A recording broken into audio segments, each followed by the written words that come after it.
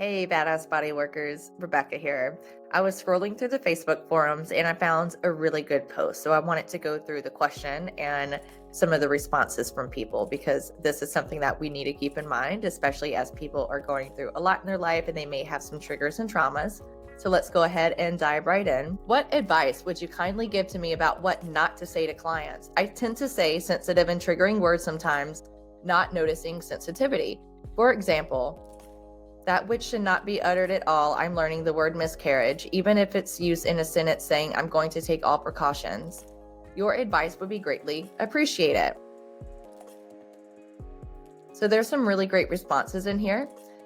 I responded with, do not say put your hands behind your head or back for stretching, because that could trigger a moment where somebody perhaps maybe got arrested or scared of law enforcement. And I don't like that term either.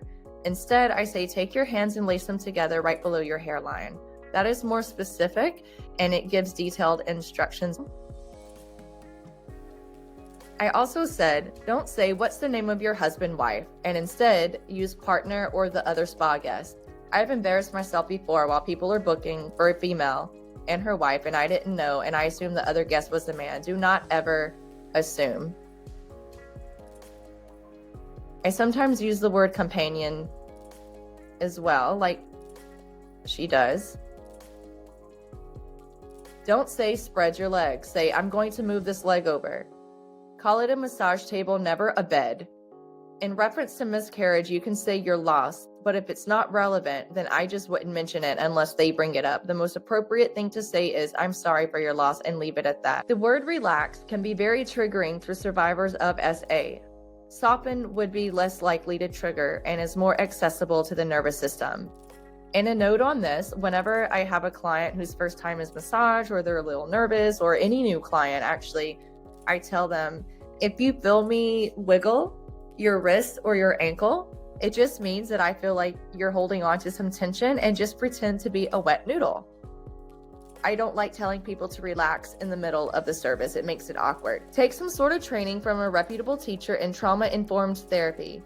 That will dramatically help you understand how to talk and greatly reduce these happenings and how to work with them through when they do happen. We can't control what others are triggered by, but we can strive to speak in supportive ways. Sadly, too many people are triggered way too easily. I have learned that the less said and simply do what you need to complete, the better. I struggled at first with announcing every change in position and checking with clients. A wise teacher once told me that they came, got undressed, got on your table. Unless it's something totally out of the ordinary, you have their consent. Just do the work, and unless they initiate a conversation or have a question, just let them fall into a deep, relaxed state as they can.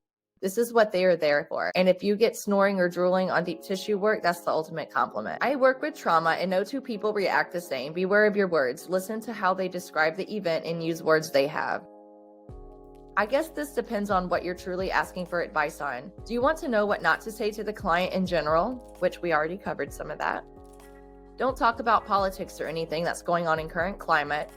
So much to unpack there. Your personal life. Clients are not paying us to hear our Jerry Springer. Deaths that have occurred in your town, unless they bring it up, etc. Trigger words for particular massage techniques or modalities depends on your client, I guess. These are different things that should have been taught in school.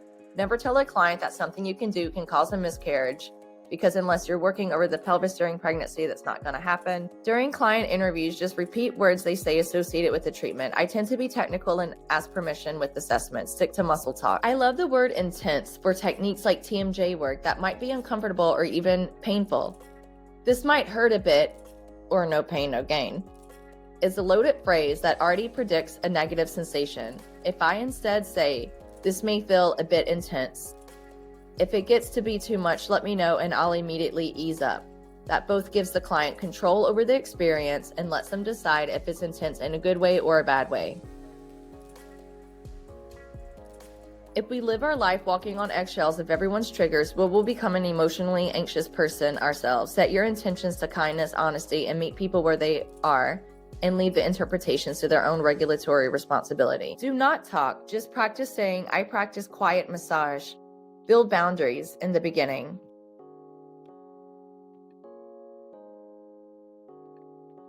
I thought this was a pretty good Facebook thread. It's a pretty good conversation with some great comments. If you have any feedback on other things not to say to massage clients, drop them in the comments below and help people not make the same mistakes that we did.